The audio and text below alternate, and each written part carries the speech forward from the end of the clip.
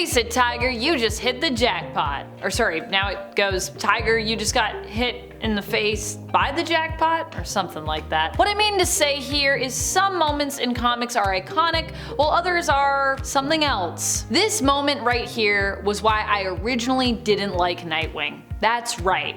Me, now one of the biggest Nightwing fans of all time. There was a moment where I really hated Nightwing, and this story was pretty much the main reason. Not only does it have one of the worst moments for Nightwing in terms of romance ever, but he also has some really weird looking faces in this issue, I'm just gonna be honest. We're talking about the disaster that was Nightwing Annual Issue number 2 from 1996. In it, Dick Grayson and Barbara Gordon go on a trip down memory lane, and we see the ups of their relationship, as well as some of the really awkward moments and some of the worst of their relationship, the very, very low lows. As we learn that Dick Grayson cheated on his fiancée at the time, Starfire, with Barbara Gordon. Yeah, apparently that happened. Oh my gosh. The night he came to give her an engagement announcement as well.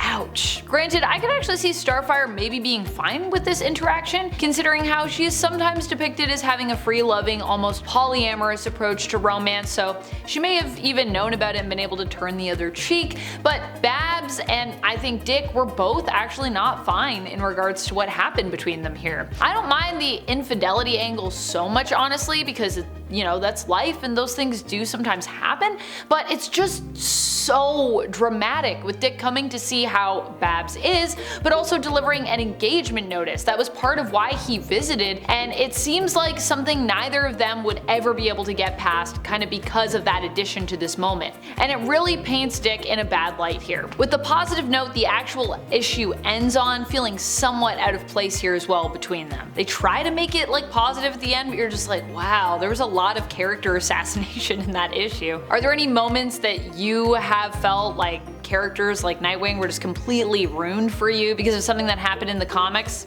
Let me know in the comments, because yeah, this was one of those for me. It took me a long time to heal past this. Honestly, this next one is not really so much a moment as it is a whole series. It's a really long moment. It made some strange calls considering what we know of the Female Furies lore. Yes, the Female Furies are Darkseid's elite force of female warriors, but this is Apocalypse, a place where women have honestly always kind of had power. We've been cool with that. Before Darkseid rose to power, his mother, Queen Hegra, ruled the planet, and I know he had a complicated relationship with her, but still, she did rule the planet. Him having his Furies also shows that Darkseid himself acknowledges that women can be powerful and incredibly dangerous. Perhaps that is why he has an elite force of them, and that's the whole point of that. Yet, this series would suggest otherwise for some reason. It's about the struggle of women on Apocalypse, especially the Female Furies, and shows how they're used and abused by Darkseid and just the planet in general, how the political structure is a mess and it's really sexist. Darkseid here also forces himself on Granny Goodness even.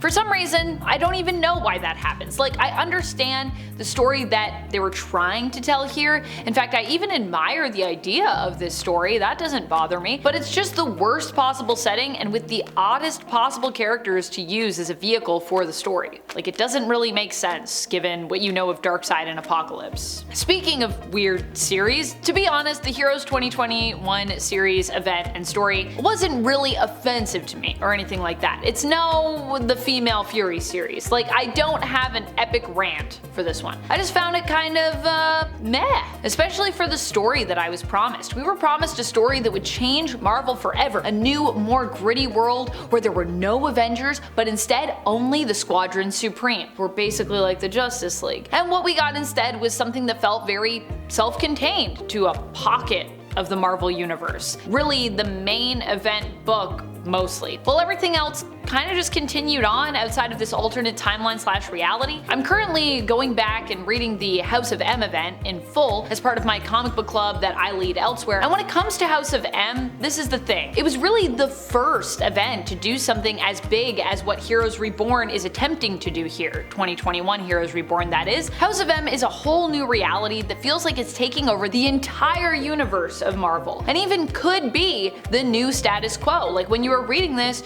you were probably like, I don't know, are they ever gonna go back? Is this the new reality, House of M is an example, possibly the example, of how you do something like this right, which granted makes sense considering it was the first thing to really do this as big and do this as well. 2021 Heroes Reborn was a mere shadow in comparison, and that's why it fell flat for me. Oh, where to start with this next one? It's been a while since I've needed to give up following along with something, and despite my enjoyment of the Spider-Man Beyond event and the other works of Zeb Wells, honestly I have nothing personal against Zeb Wells, I could not bring myself to continue with Dark Web. I really wanted to like it. People sometimes ask me, Amanda, are there any comics that you had to quit? And it's a rare thing for me, to be honest. I don't usually drop series, I try to see them through. But this is one of those rare instances where an event, a story just lost me. So what's wrong with Dark Web? Well, maybe it's that I was so immersed in everything that had been happening with Madeline Pryor in the lead up to this event, the Goblin Queen, or it could be that Ben Reilly had become a villain again, returning as Chasm following his demise at the end of Beyond, which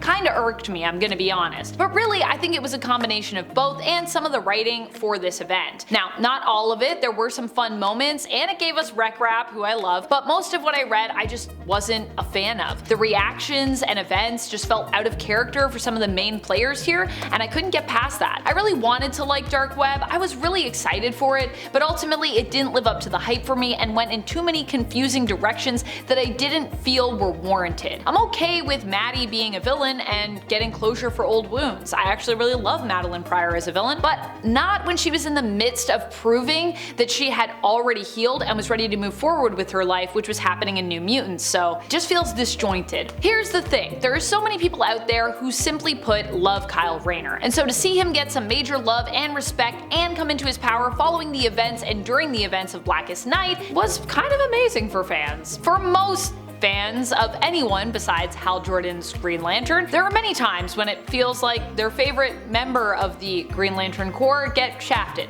I constantly feel this with my favorites especially. See if you can guess who my favorite Green Lantern members are in the comments below, and feel free to share yours with me as well down there. When it comes to Kyle Rayner, his major power boost as he moved from a Green Lantern to White Lantern was deeply admired and appreciated by those who saw Kyle as one of their favorites, especially when we consider how he became Ion and then he went back down. This was like once again another cool power boost for him. To see him lose this power later, not even really in a fight, but instead kind of just him like giving it up voluntarily, it was pretty disappointing. I mean, I know he couldn't have kept the power forever because he would just be too powerful in regards to the DC universe, but it did feel like there was so much more good he could have done with it before giving it up. And I think with Kyle, a lot of the issues that we have is like they try to boost him and then they almost immediately like rescind it. It just doesn't last long enough. Oh, okay, back to Spider-Man. I hate to go back, but we gotta go back. Another thing about what's going on with Spider-Man, and more specifically with Mary Jane and Peter in that world of comics, is,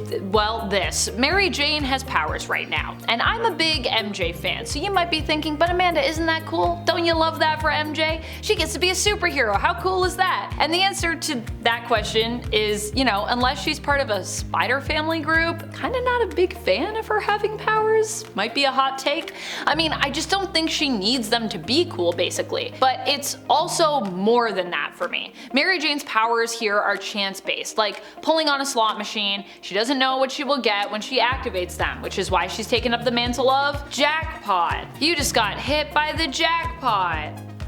If you know the comic book history of the character Jackpot, this is a completely different character who also was initially thought to be MJ because she looked just like her, but she wasn't. So this is also just a weird and confusing bit of lore that almost feels like a retcon, though it really isn't a retcon. It's weirdly messy to me as someone who associates the name of Jackpot now with Alana Jobson, which already was a weird story to begin with, and the fact that they made her look exactly like MJ. Like, why they always gotta make all these redheads like look almost identical? It's weird. People mention it in the comics and I'm like, okay, not all redheads look the same, I don't think. Do we? I was never a big fan of Donna Troy's beau, Terry Long. He always kind of struck me just as a creep. So when against all odds she was allowed to tie the knot with him, especially considering how many other longtime couples were and are to this day refused to have this luxury in comics, it rubbed me the wrong way. The only good news is that it seems DC Comics woke up to how weird this relationship was, eventually ending the marriage between Terry and Donna, but then they also took it a bit too far, I think, by disposing of Terry Mary and their son together, Robert, in a car accident. I don't know if they needed to do that. That was like extra. I'm sorry to harp on Spider-Man like this. I am, but we're going back there. I want to like Spider-Man. I do like Spider-Man, but these are just some things I'm not vibing with right now in that comic and in that series. And one of them that bothers me even more than Jackpot is Paul.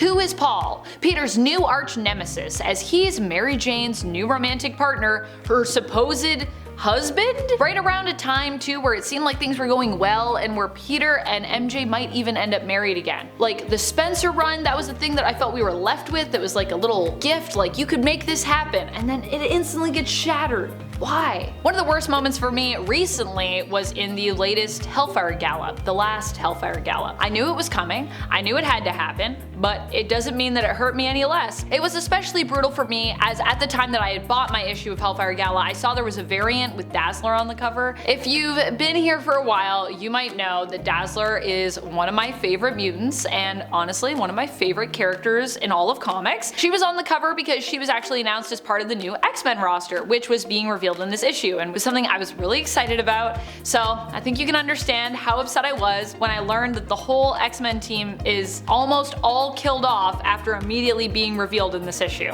Like immediately, like next page. Dead. No!